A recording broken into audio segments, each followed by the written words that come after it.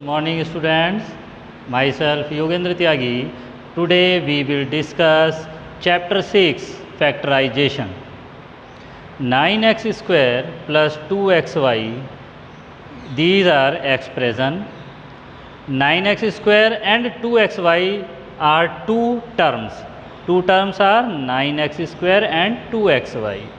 And factors of the terms are 9x square is a factor are 9 x and again x, 2xy is factor 2x and y. तो देखिए students 9x square plus 2xy ये एक expression है जिसमें आपके दो term हैं यहाँ पर 9x स्क्वायर एंड 2xy।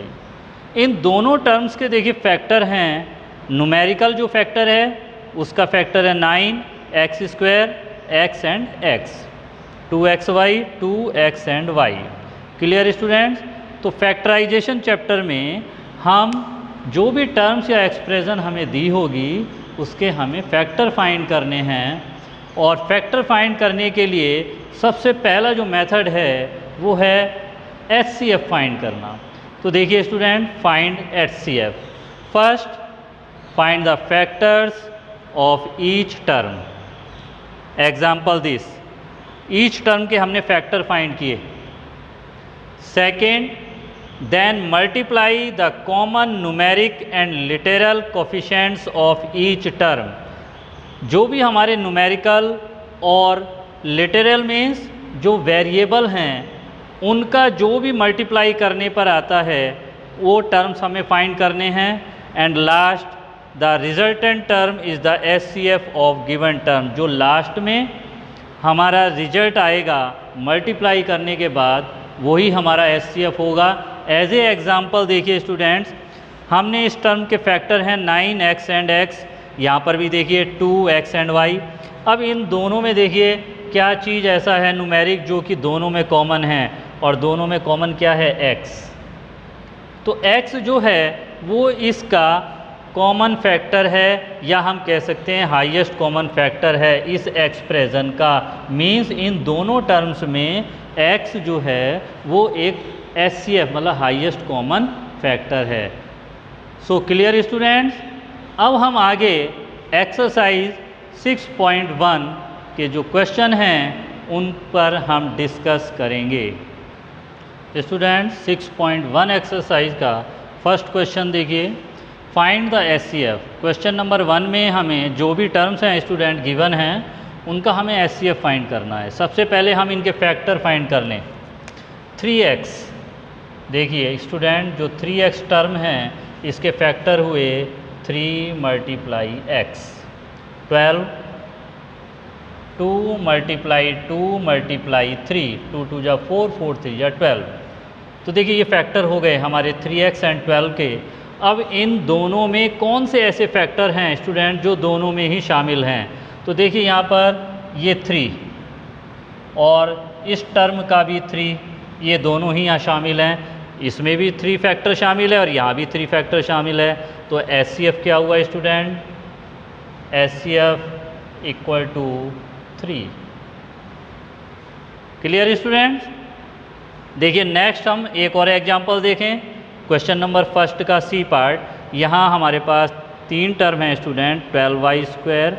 तो सबसे पहले 12y स्क्वायर हमने इसके फैक्टर किए स्टूडेंट्स, 2 मल्टीप्लाई 2 मल्टीप्लाई 3, 2 2 जा 4, 4 3 जा 12, multiply y into y, 9x cube, 3 multiply 3, 3 3 जा 9, multiply x into x into x, x cube है 3 टाइम हमने मल्टीप्लाई शो कर दिया यहाँ पर। 18 के फैक्टर स्टूडेंट्स क्या होंगे? देखिए 2 मल्टीप्लाई 3 मल्टीप्लाई 3, 2 3 जा 6 एंड 6 3 जा 18। अब कॉमन फैक्टर फाइंड करने के लिए, हाईएस्ट कॉमन फैक्टर फाइंड करने के लिए स्टूडेंट हमें इन तीनों ही टर्म में, देखिए ये तीनों ही टर्म के जो फैक्टर हैं उनमें हमें ये देखना है कौन कौन से फैक्टर कॉमन हैं यहाँ पर। तो देखिए 2 जो है वो इन 2 टर्म्स में तो शामिल है लेकिन इसमें नहीं है। 3 देखिए तीनों में शामिल है, ये देखिए यहाँ भी 3 है, ये भी 3 एक और ये भी 3 है। तो एक बार 3 जो है इन तीनों में ही शामिल है स्टूडेंट, शामिल है। इसके अलावा x या y ये कॉमन नहीं है क्योंकि तीनों में शामिल नहीं हैं। तो हाईएस्ट कॉमन फैक्टर कितना हुआ स्टूडेंट्स? HCF equal to 3। देखिए student, highest common factor HCF equal to 3 का मीन्स है कि अगर हम 3 से डिवाइड करते हैं तो ये तीनों ही टर्म डिवाइड हो जाते हैं, क्योंकि इनके फैक्टर में भी 3 देखिए आ रहा है, सभी में आ रहा है ना। Clear student? तो आप HCF फर्स्ट क्वेश्चन में जो भी टर्म्स हैं उनके फैक्टर फाइंड कर लेंगे और फैक्टर फाइंड करने के बाद जो भी कॉमन है वो लेकर के फैक्टर उनको अगर हम मल्टीप्लाई करें तो जो प्रोडक्ट मिलेगा वो हमारा हाईएस्ट कॉमन फैक्टर होगा। अब स्टूडेंट देखिए सेकंड क्वेश्चन पर चलते हैं हम, फाइंड द फैक्टर्स। अब देखिए स्टूडेंट सेकंड क्वेश्चन में हमें फाइंड करने हैं फैक्टर्स। टर्म है यहाँ पर 9a एंड 54 और दोनों को मिलाकर के ये स्टूडेंट हम इसको क्या बोलते हैं? देखिए 9a माइनस 4 ये एक एक्सप्रेशन हो गई आपकी। अब इस एक्सप्रेशन का हमें फैक्टर फाइंड करने हैं। तो देखिए स्टूडेंट, इसमें आपको क्या करना है, सबसे पहले ये देखना है कि दोनों टर्म्स में जो हाईएस्ट कॉमन फैक्टर है जिससे हम डिवाइड करें वो क्या है। तो देखिए 9 से हम इस टर्म को भी डिवाइड कर सकते हैं और 54 को भी डिवाइड कर सकते हैं। तो हाईएस्ट कॉमन फैक्टर हमारा 9 हो गया स्टूडेंट। तो यहाँ पर हमने 9 कॉमन ले लिया, इसको हम कहते हैं स्टूडेंट कॉमन लेना, हाईएस्ट कॉमन फैक्टर को। तो कॉमन हमारा 9 हुआ और 9 से जब हम डिवाइड करते हैं दोनों ही टर्म को तो 9 से 9 बन जा 9। क्या आंसर मिला हमें? सिर्फ a आ गया, माइनस अब 9 से हम सेकंड टर्म को भी डिवाइड कर दें क्योंकि ये कॉमन फैक्टर है। तो 9 की टेबल में 54 कब आता है स्टूडेंट? 9 बन जा 9, कितने पर आता है स्टूडेंट? 6 जा पर, 9 6 जा 54। तो देखिए 9 कॉमन हुआ और ब्रैकेट में हमारा क्या आया? a minus 6। तो टोटल हम इन दोनों को मिलाकर ही कहते हैं कि 9a माइनस 54 के जो फैक्टर हुए वो 9 ब्रैकेट में a माइनस 6। अब आइए नेक्स्ट क्वेश्चन पर स्टूडेंट, देखिए F पार्ट है ये सेकंड क्वेश्चन का। इसमें भी देखिए दो टर्म है, 15x² माइनस 45xyz। अब दोनों ही टर्म में आपको कॉमन देखना है कि कॉमन क्या है। देखिए कॉमन जो मैं शॉर्टकट में यहाँ पर बोल रहा हूँ, ये कॉमन का मतलब है हाईएस्ट कॉमन फैक्टर, क्योंकि हाईएस्ट कॉमन फैक्टर जो होगा उसी से हम डिवाइड कर पाते हैं। देखिए तो यहाँ पर 15 एंड देखिए x दोनों में ही शामिल है तो x भी एक फैक्टर हो गया कॉमन, y भी फैक्टर हो गया, z नहीं हो सकता क्योंकि z इस टर्म में है लेकिन फर्स्ट टर्म में z नहीं है। तो हाईएस्ट कॉमन फैक्टर हमारा हो गया 15xy। अब इस कॉमन से हम इन दोनों ही टर्म को डिवाइड करेंगे, हमने ब्रैकेट यूज़ किया और देखिए 15 बन जा 15 डिवाइड हो गया।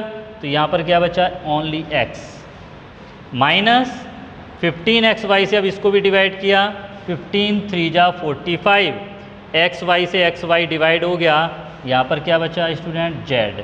तो आपके फैक्टर्स क्या हुए यहाँ पर? 15xy ब्रैकेट में x minus 3z। Clear student? अब इसी का एक और एग्जाम्पल देखिए, x ब्रैकेट के अंदर है z² minus y plus y z² minus y। अब स्टूडेंट आप सोच रहे होंगे कि ये तो बिल्कुल डिफरेंस हो गया, वहाँ जो था हम कॉमन ले रहे थे लेकिन यहाँ तो कॉमन क्या लें हम, बिल्कुल डिफरेंट है उससे। तो देखिए यहाँ पर स्टूडेंट ये एक स्टेप इन्होंने आगे तक सॉल्व किया है। इन्होंने यहाँ पर दिखा दिया कि x कॉमन है, z² माइनस y आ गया, उसके बाद y कॉमन है, फिर वही आंसर आ गया। तो देखिए कॉमन लेने के बाद ये दोनों में सेम आ रहा है, देखिए आ रहा है ना सेम। तो इसके फैक्टर्स हैं जो कॉमन है, एक ब्रैकेट से उनका फैक्टर बनेगा x प्लस y और दूसरा फैक्टर हो गया z² माइनस y। ये फैक्टर हो गए स्टूडेंट। तो क्लियर हो गया स्टूडेंट्स कि हम फैक्टर कैसे फाइंड करते हैं। तो सेकंड क्वेश्चन भी हमारा कंप्लीट हो गया। बाकी जो भी इसके पार्ट हैं सेकंड क्वेश्चन के वो आप प्रैक्टिस करेंगे। अब मैं लास्ट थर्ड जो क्वेश्चन है उसको अब मैं आपसे डिस्कस कर रहा हूँ। स्टूडेंट्स थर्ड क्वेश्चन एक्सरसाइज 6.1 का ये लास्ट क्वेश्चन है। इस क्वेश्चन में देखिए हमें रीग्रुप एंड फैक्टर्स, जो भी हमारी एक्सप्रेशन है उनको हमें रीग्रुप करना है, मतलब ग्रुप बनाना है, और उसके बाद हमें फैक्टर करने हैं। तो स्टूडेंट देखिए ग्रुप क्यों बनाना है, देखिए हम दो ऐसे टर्म लेते हैं जिसमें कोई कॉमन आ जाए, वेरिएबल या न्यूमेरिकल कुछ कॉमन आ जाए, इसीलिए हम उनको ग्रुपिंग ऐसी करते हैं जिससे कि उसमें कॉमन आ जाए। तो देखिए स्टूडेंट सबसे पहले इस क्वेश्चन में देखिए 2x + pa + 2a + px, इन दोनों में कॉमन नहीं है कुछ भी। क्यों नहीं है, आप देख रहे हैं यहाँ 2 न्यूमेरिकल है, यहाँ कोई न्यूमेरिकल ही नहीं है, x यहाँ पर है लेकिन वेरिएबल यहाँ पर है ही नहीं, तो इन दोनों में कुछ भी कॉमन नहीं है, इसलिए हमें ग्रुप बनाना होगा। और हम ग्रुप देखिए किसका बना रहे हैं, यहाँ पर हमने ग्रुप यहाँ पर देखिए 2x और px का बनाया, तो हमने इनको लिख लिया, देखिए 2x + px, ये साथ साथ हमने दोनों टर्म लिख लिए, बाकी दो टर्म आप देखिए एक साथ हो जाएंगे, pa + 2a। अब ग्रुप बन गया, देखिए स्टूडेंट्स इन दोनों का ग्रुप बन गया। इसमें देखिए कॉमन बताइए आप, आपको पता चल रहा होगा कॉमन क्या है, x देखिए दोनों में शामिल है, तो हमने x कॉमन लिया और यहाँ पर आ गया 2 + p। क्लियर स्टूडेंट, अब हमने प्लस का यहाँ साइन यूज़ किया। अब इन दोनों टर्म्स में देखिए क्या कॉमन है, यहाँ भी कॉमन है a और यहाँ भी आ गया आपका p + 2। देखिए स्टूडेंट हमेशा आपको ये ध्यान रखना होगा कि कॉमन लेने के बाद फैक्टर्स जो आएंगे ब्रैकेट के अंदर वो सेम आएंगे। अब आप कह रहे होंगे कि सर सेम कहाँ है, यहाँ पर तो 2 + p आ रहा है, यहाँ पर p + 2 आ रहा है। तो देखिए स्टूडेंट उससे कोई भी डिफरेंस नहीं है, इसमें दोनों ही पॉजिटिव है, यहाँ भी 2 पॉजिटिव है और p भी पॉजिटिव है, यहाँ भी पॉजिटिव है, सिर्फ आगे और पीछे हो रहे हैं। एज ए एग्जाम्पल आप 2 + 3 करिए आंसर 5 ही मिलेगा, 3 + 2 करिए तब भी 5 ही मिलेगा। तो यहाँ भी आ रहा है 2 + p, यहाँ भी देखिए 2 + p आ रहा है, ये हमेशा सेम आएगा ब्रैकेट के अंदर।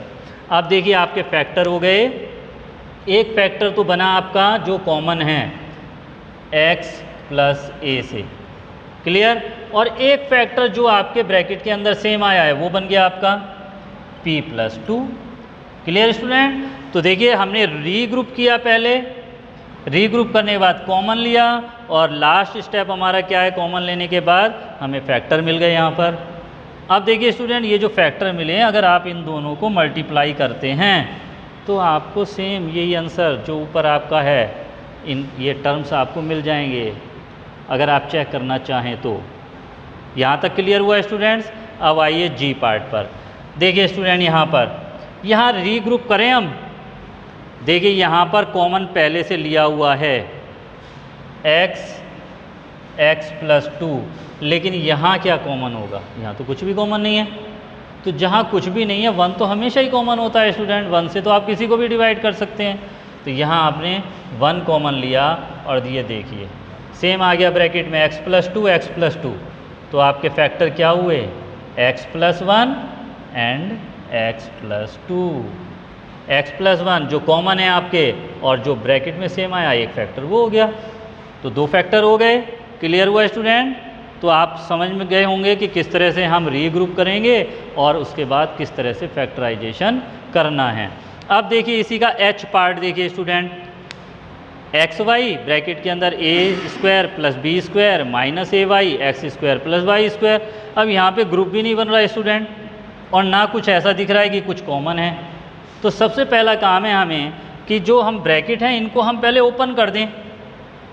हमने ओपन किया, देखिए मल्टीप्लाई किया xy को a² से, ये मिल गया xy a², xy को b² से भी किया।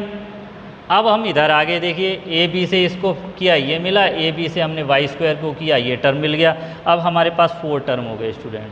अब 4 टर्म जब हो गए हैं आपको वही काम करना है, रीग्रुपिंग करनी है, आपको ग्रुप बनाना है। देखिए तो इसके साथ देखिए xy a² के साथ आपने ये वाला टर्म ले लिया यहाँ पर, क्यों लिया, जिससे कि हम इसमें कुछ कॉमन ले सकें।